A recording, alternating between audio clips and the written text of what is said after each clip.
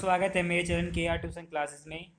मैं हूं आपका दोस्त कमल सिंह वेद। आज हम क्लास 12th के थर्ड चैप्टर की बात करेंगे हम, जिसका नाम है बंधुत्व, जाति तथा आरंभिक वर्ग समाज। तो इसमें हम 600 ईसा पूर्व से 600 ईस्वी तक का जो सफ़र है, इस समय पीरियड की हम बात करेंगे। तो चलिए स्टार्ट करते हैं। तो इस चैप्टर में बेसिकली हम बंधुत्व और जाति किस प्रकार की हुआ करती थी उस समय में, और किस प्रकार के वर्ग उभर के आए उनके बारे में अध्ययन करेंगे। तो नोट्स हैं हमारे पास यहाँ पर। तो नोट्स से मैं आपको पढ़ाऊँगा और आपको समझाऊँगा। आई होप आपको ये वीडियो अच्छी लगेगी। तो पहला पॉइंट है हमारा, समकालीन समाज को समझने के लिए इतिहासकार प्रायः साहित्यिक परंपराओं का उपयोग करते हैं, क्योंकि इतिहासकारों को इतिहास की जानकारी जो साहित्य पुराने समय में लिखे गए थे उन्हीं से इनको जानकारी इतिहास की मिलती है। इतिहासकार कई बार साहित्यों का ही सहारा लेते हैं किसी जगह के इतिहास को जानने के लिए। दूसरा पॉइंट है, यदि इन ग्रंथों का प्रयोग सावधानी से किया जाए तो समाज में प्रचलित आचार व्यवहार और रिवाजों का इतिहास लिखा जा सकता है। कहने का मतलब है कि अगर इन ग्रंथों को भली भांति लिखा गया हो, सारे जो घटनाएं जो प्राचीन समय में हुई थी अगर उनको ऐड किया गया हो इनमें, तो इतिहास को अच्छे से इनको लिखा जा सकता है। जैसे महाभारत का युद्ध लिखा गया, रामायण लिखी गई, तो अगर सारी घटनाएं साथ साथ लिखी जाती रहेंगी तो उसे क्रमबद्ध तरीके से उसे समझा जा सकता है। तीसरा पॉइंट है हमारा, उपमहाद्वीप के सबसे समृद्ध ग्रंथों में से एक महाभारत जैसे विशाल महाकाल के विश्लेषण से उस समय की सामाजिक श्रेणियों और आचार व्यवहार के मानदंडों को जानने में प्रयास किया गया है। महाभारत के समय में महाभारत दुनिया का सबसे बड़ा ग्रंथ माना जाता है। उस समय में जो सामाजिक श्रेणियाँ थी, जो समाज किन किन वर्गों में बटा हुआ था और उस समय क्या आचार व्यवहार थे, कैसा लोगों का व्यवहार था, लोगों का आचरण कैसा था उस टाइम पर, उन सब के मानदंडों को जानने का इतिहासकारों ने प्रयास किया है। चौथा पॉइंट है हमारा, 1919 में प्रसिद्ध संस्कृत विद्वान थे, उनका नाम था वी.एस. सुखतांकर। इनके नेतृत्व में महाभारत का समालोचनात्मक संस्करण तैयार किया गया। इस परियोजना को पूरा करने में 47 साल लग गए। तो इस 47 साल में पूरी जो महाभारत थी उसका संशोधन, उसको अच्छे से लिखा गया। सारी जगह से पांडुलिपियाँ मंगाई गई, अभिलेख मंगाए गए, उनको इकट्ठा किया गया सीरीज में और उनका क्रम बना करके एक समालोचनात्मक तरीके से उनको लिखा गया। तो इस पूरी परियोजना को, इस पूरे काम को होने में 47 साल लग गए। तो इनके नेतृत्व में किया गया था वी.एस. सुकथाकर के नेतृत्व में। पांचवा पॉइंट है हमारा, धर्मशास्त्रों व धर्मसूत्र। ये दो तरह के धर्मशास्त्र थे, धार्मिक ग्रंथ थे। इनमें चारों वर्णों के लिए, जो ब्राह्मण क्षत्रिय वैश्य और शूद्र जो चार वर्ण हुआ करते थे, उनके लिए आदर्श जीविकाएं बताई गई है। जैसे ब्राह्मण क्या कर सकते थे, ब्राह्मण लोग प्राचीन समय में अध्ययन कर सकते थे, वेदों की शिक्षा ले सकते थे, यज्ञ कर सकते थे और करवा सकते थे, और दान दक्षिणा लेना और देना, ये सब काम ब्राह्मण का था।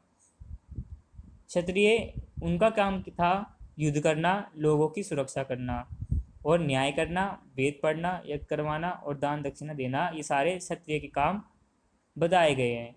वैश्य, वैश्य क्या कर सकते थे उन टाइम पर, वेद पढ़ सकते थे, यज्ञ करवा सकते थे, दान दक्षिणा दे सकते थे, और खेती से जुड़े हुए काम और गाय भेड़ बकरी पालना और व्यापार वगैरह करना, ये सब वैश्य समाज के कार्य थे प्राचीन समय में।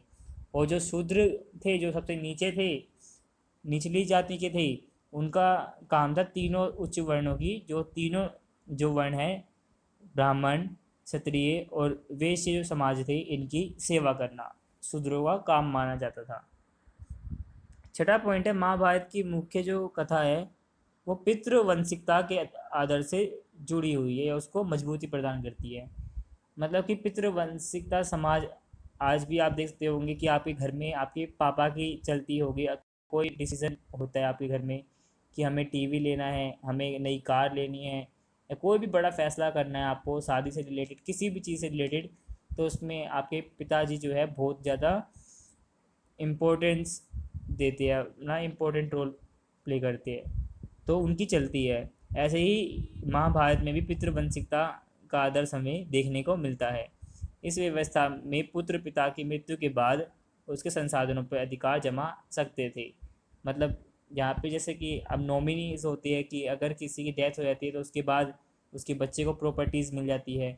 इसी तरह से पहले हुआ करता था, पहले प्राचीन समय में जो राजा हुआ करते थे उनके जाने के बाद उनके पुत्रों को उनका सारा साम्राज्य, उनके सारा धन दौलत दे दी जाती थी। 7वां पॉइंट देखिए, पैतृक संसाधनों पर लड़कियों का कोई अधिकार नहीं था। गोत्र से बाहर इनका विवाह करना अपेक्षित था, मतलब कि गोत्र से ही बाहर, अपने गोत्र से बाहर विवाह कर सकते हैं। गोत्र होता है आपका जिनके द्वारा आप विवाह कर सकते हैं, ऐसा माना जाता है ब्राह्मण शैली में। इसे बहिर्विवाह पद्धति कहते हैं। बहि का मतलब है बाहर, विवाह मतलब अपने गोत्र से बाहर शादी करना। ठीक है। 8वां पॉइंट है, नए नगरों के उद्भव से आचार संहिताएं तैयार की उन्होंने। जैसे धर्मसूत्र बनाया ब्राह्मणों ने, धर्मशास्त्र जिसका नाम मनुस्मृति है, इस प्रकार के इन्होंने धर्म धर्म संहिताएं, आचार संहिताएं बनाई। 9वां पॉइंट है, ब्राह्मणीय पद्धति में लोगों को गोत्र में वर्गीकृत किया गया था। कई सारे जो गोत्र थे वो ऋषियों के नामों पर आधारित थे। प्रत्येक गोत्र एक वेदी ऋषि के नाम पर होता था। ठीक है। 10वां पॉइंट है, गोत्रों के 2 महत्वपूर्ण नियम थे। विवाह के पश्चात स्त्रियों को पिता के स्थान पर पति का गोत्र माना जाता था। मतलब जब जो लड़कियां कुंवारी हुआ करती थी या अविवाहित होती थी उनका गोत्र पिता का लगता था, बट शादी होने के बाद वो अपना पिता का गोत्र हटा करके पति के गोत्र को स्वीकार करती थी। इस पूरे समाज में ये माना जाता था कि ये इनकी पत्नी है और वो उन्हीं के गोत्र में आती है। तथा एक ही गोत्र के सदस्य आपस में विवाह संबंध नहीं रख सकते थे, क्योंकि एक ही गोत्र के जो सगे संबंध होते हैं ये हम भाई बहन के रूप में हम इन्हें मानते, तो इनमें हम विवाह उस टाइम पर नहीं कर सकते थे।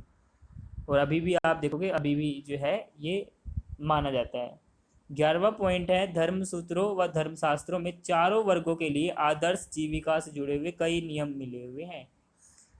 12वां पॉइंट देखिए, जाति शब्द इस काल की सामाजिक जटिलताएं दर्शाता है। जातियां, कई जाति देखिए, वर्ग तो 4 हुआ करते थे लेकिन हर वर्ग में भी कई प्रकार की जातियां बन गई। जातियों को अगर आप गिनने जाओगे तो कई सारी जातियां निकल आएंगी, 1000 से भी ज़्यादा जातियां निकल आएंगी। तो इस काल की सामाजिक जो जटिलता है इसको दर्शाता है जाति शब्द। ब्राह्मणी सिद्धांत ने जो वर्ण की तरह जाति भी जन्म पर आधारित हुआ करती थी, कि जो जिसने जिस जाति में जन्म ले लिया वो उसी जाति का कहलाएगा, ऐसा ब्राह्मणी सिद्धांत कहता है।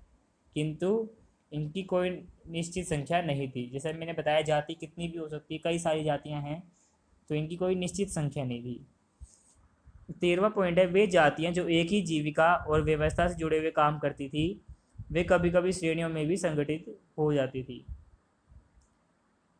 14वां पॉइंट है, उपमहाद्वीप में पाई जाने वाली कुछ विविधताओं की वजह से कुछ ऐसे समुदाय बन गए थे जैसे निषाद और मलेच्छ, जिन पर ब्राह्मणी विचारों का कोई प्रभाव नहीं पड़ा। निषाद और मलेच्छ ये वो लोग थे जो जंगल वगैरह में रहा करते थे, तो वो ब्राह्मणी पद्धति से काफ़ी दूर रहे। 15वां पॉइंट है, ब्राह्मणों ने समाज के कुछ वर्गों को अस्पृश्य घोषित कर दिया। अस्पृश्य मतलब है अछूत। जैसे चांडाल, सामाजिक वैषम्य को और अधिक प्रखर बनाया इन्होंने। कुछ जातियों को इन्होंने अछूत माना गया कि इनको छूना भी पाप है, ऐसा ये ब्राह्मणवादी सोचते थे। 16वां पॉइंट है, मनुस्मृति में चंडालों के कर्तव्यों की सूची मिलती है। चंडाल इन्होंने उनको कहा है ब्राह्मणों ने प्राचीन समय में, जब जो निचली जाति में रहा करते थे। जब 17वां पॉइंट है, मनुस्मृति के अनुसार पैतृक जायदाद का माता पिता की मृत्यु के बाद सभी पुत्रों में समान रूप से बंटवारा किया जाता था, लेकिन जो पुत्र होता था, जो सबसे बड़ा बेटा होता था, उसको थोड़ा सा विशेष भाग या थोड़ा सा एक्स्ट्रा जो भाग था उसको प्राप्त करने का अधिकार था। मनुस्मृति में ऐसा लिखा गया है। 18 पॉइंट है, धर्मशास्त्र और धर्मसूत्र विवाह के 8 प्रकार की अपनी स्वीकृति देते हैं। इनमें से पहले 4 उत्तम माने जाते हैं और बाकी को बेकार माना जाता है। 19वां पॉइंट है, ब्राह्मणी सिद्धांत में वर्ण की तरह जाति भी जन्म पर आधारित होती थी, लेकिन ये जो जातियाँ थी ये कई प्रकार की हुआ करती थी, जैसे मैं बता चुका हूँ आपको। जहाँ कहीं भी ब्राह्मणी व्यवस्था के नए समुदायों का आमना सामना हुआ, जैसे कि देखिए निषाद, स्वर्णकार, उन्हें 4 वर्णों वाली व्यवस्था में समाहित करना संभव नहीं था, तो उनको क्या कर दिया गया, जाति में परिवर्तित कर दिया गया। 20वां पॉइंट है, ब्राह्मणीय वर्ण व्यवस्था की आलोचनाएं जो शुरुआती जो बौद्ध धर्म था उसमें विकसित हुई थी। बौद्ध धर्म ने सामाजिक विषमता की उपस्थिति को स्वीकार किया, किंतु ये भेद ना तो नैसर्गिक था और ना ही स्थायी। बौद्धों ने जन्म के आधार पर सामाजिक प्रतिष्ठा को अस्वीकार किया। वो बौद्ध जो लोग थे उन्होंने ब्राह्मणीय सिद्धांत का बहुत ज़्यादा विरोध किया कि ये तो गलत चीज़ है, किसी को जन्म के आधार पर आप कैसे बांट सकते हो। तो ऐसा बौद्ध धर्म के जो अनुयायी थे उनको अच्छा नहीं लगता था। उन्होंने इस प्रकार के जो विभाजन जो ब्राह्मणी पद्धति में किया गया था इसको अस्वीकार किया। 21वां पॉइंट है, नए नगरों के उद्भव से सामाजिक जीवन अधिक जटिल हुआ। नगरीय परिवेश में विचारों का भी आदान प्रदान होता था। इसी तरह से नए नए जो विश्वास थे और नए नए व्यवहार हर जगह फैलते गए। 22वां पॉइंट है, इतिहासकार किसी ग्रंथ का जो विश्लेषण करते हैं उस समय अनेक पहलुओं पर विचार करते हैं, जैसे ग्रंथ की भाषा कैसी है, किस भाषा में इसे लिखा गया है, इसका काल किस तरह का है, मतलब किस टाइम पर इसे लिखा गया है, और ये किस प्रकार का ग्रंथ है, किसने लिखा है इसे, और इसमें क्या लिखा गया है, और किन के लिए लिखा है, प्रजा के लिए लिखा है या अपने सैनिकों के लिए लिखा है या किसी दूसरे राजा के लिए लिखा है या मंदिर के पुजारियों ने भक्तों के लिए लिखा है। तो इस प्रकार के विश्लेषण इतिहासकार किसी ग्रंथ का विश्लेषण करते समय करते हैं। 23वां पॉइंट है, महाभारत एक गतिशील ग्रंथ है। गतिशील ग्रंथ क्यों है, क्योंकि कई शताब्दियों तक इस महाकाव्य के में अनेक अनेक भाषाओं में अनेक अनेक बार इसके अंदर संशोधन किए गए हैं, बदलाव किए गए हैं, नई नई चीज़ों को टाइम टू टाइम में जोड़ा गया है, कई कई भाषाओं में लिखे गए हैं, क्षेत्र विशेष की कहानियाँ इसमें समाहित कर ली गई है, इनकी अनेक बार पुनः व्याख्याएँ की गई है, मतलब बार बार व्याख्याएँ की गई है। इस महाकाव्य ने मूर्तिकला, चित्रकला, नृत्य कला और नाटकों के लिए विषय वस्तु प्रदान की। 24वां पॉइंट है, स्त्रियां पैतृक संसाधन में हिस्सेदारी की मांग नहीं कर सकती थी, मतलब जायदाद पर अपने पिता के धन पर अपना अधिकार जमा नहीं सकती थी, उनको कोई हक नहीं था अपना हिस्सा मांगने का, परंतु स्त्री धन पर उनका स्वामित्व माना जाता था। स्त्री धन वो धन होता था जब कभी शादी ब्याह में या विवाह जब हुआ करता था तब जो भेंट या गिफ्ट में जो कुछ चीज़ें मिला करती थी उन पर उनका अधिकार होता था, बाकी किसी चीज़ पर उनका अधिकार नहीं था स्त्रियों का।